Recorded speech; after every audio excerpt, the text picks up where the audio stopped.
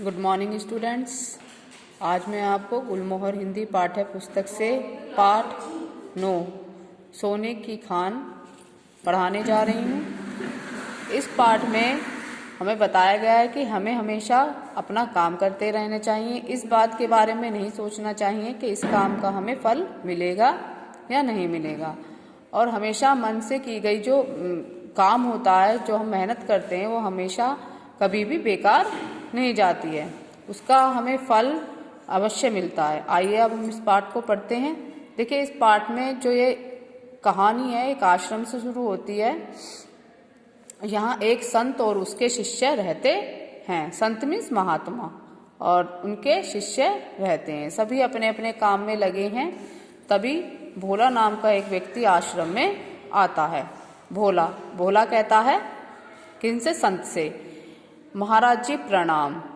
अब संत कह रहे हैं, आओ कहाँ से, आओ कहाँ, कहो घर में कुशल तो है। क्या कहते हैं? उससे पूछते हैं कि तुम्हारे घर में सभी ठीक ठाक हैं या नहीं हैं। भोला, क्या बताऊं महाराज। संत, हाँ हाँ बताओ, मैं तुम्हारी सहायता करूंगा। अब जो महाराज हैं, संत हैं, उन्होंने कहा है कि तुम अपनी परेशानी मुझे बताओ, मैं तुम्हारी मदद करूंगा। अब भोला कहता है, महाराज गरीबी मेरा पीछा ही नहीं छोड़ रही है। क्या कहता है?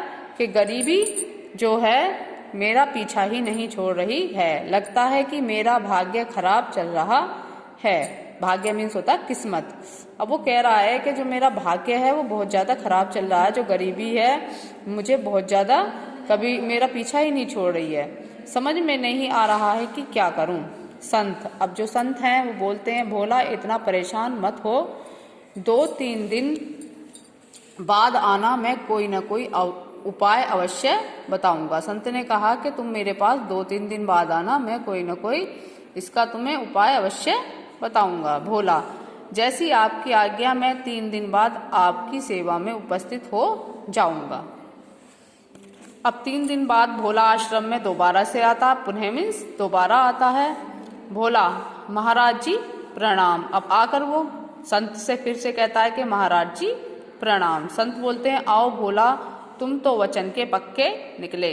तुमने कहा था कि हाँ मैं 2-3 दिन बाद आऊंगा, और तुम आ गए। ठीक है, तो वचन के पक्के निकले। भोला, महाराज अब जल्दी से मुझे गरीबी से पीछा छुड़ाने का उपाय बता दीजिए। भोला ने कहा, जल्दी से मुझे ऐसा कोई उपाय बता दीजिए जिससे मैं गरीब न रहूं। संत, हाँ हाँ जरूर बताएंगे, पहले एक पुण्य का काम कर दो।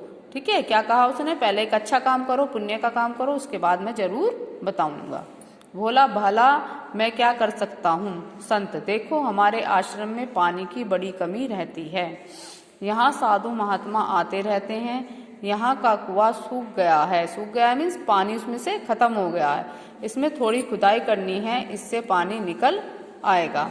भोला, जैसी आपकी आज्ञा, फिर तो मुझे गरीबी से छुटकारा दिलवा देंगे न? क्या कहा कि जैसा आप कह रहे हैं मैं ऐसा कर दूंगा, लेकिन क्या आप मुझे इस गरीबी से छुटकारा दिला देंगे?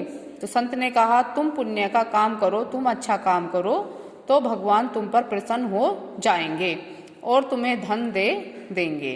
भोला, ठीक है महाराज, लाइए फावड़ा दे दीजिए। फावड़ा मीन्स होता है खोदने वाला जमीन को। ठीक है, एक औजार होता है जमीन को खोदने वाला, उसको बोलते फावड़ा।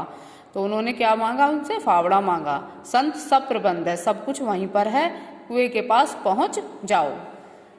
2 दिन बीत जाते हैं, कुआं काफी गहरा हो जाता है। अचानक भोला को एक घड़ा दिखाई देता है। वह उसे उठाकर संत के पास ले आता है। 2 दिन बाद जब भोला उस कुएं की खुदाई करता रहता है तो वो काफी गहरा हो जाता है, और अचानक से क्या होता है कि भोला को खुदाई करते करते एक घड़ा उसमें दिखाई देता है, और वो उस घड़े को ले जाकर संत को दे देता है। भोला घड़ा रखते हुए, महाराज जी कुएं से घड़ा निकला है।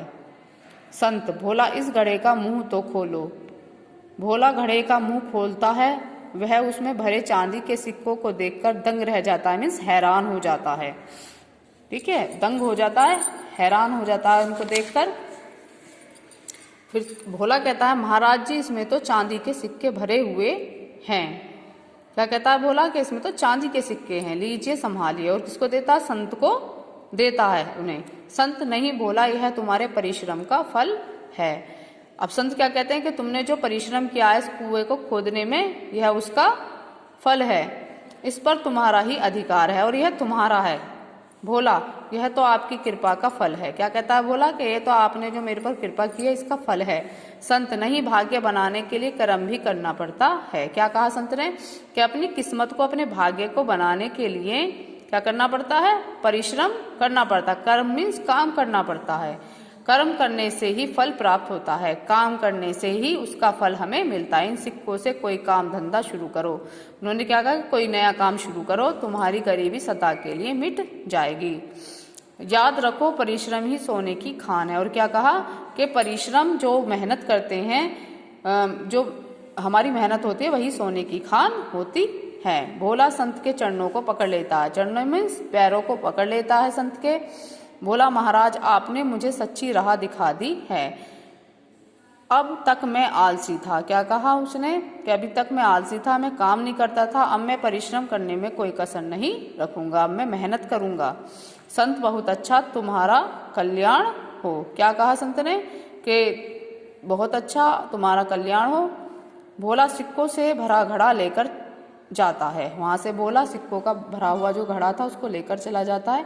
इस पाठ से हमें क्या शिक्षा मिलती है कि हमें बड़ों का आदर करना चाहिए और परिश्रम के महत्व को समझना चाहिए। हमेशा संतों की सेवा करनी चाहिए और आलस नहीं करना चाहिए, परिश्रम करना चाहिए।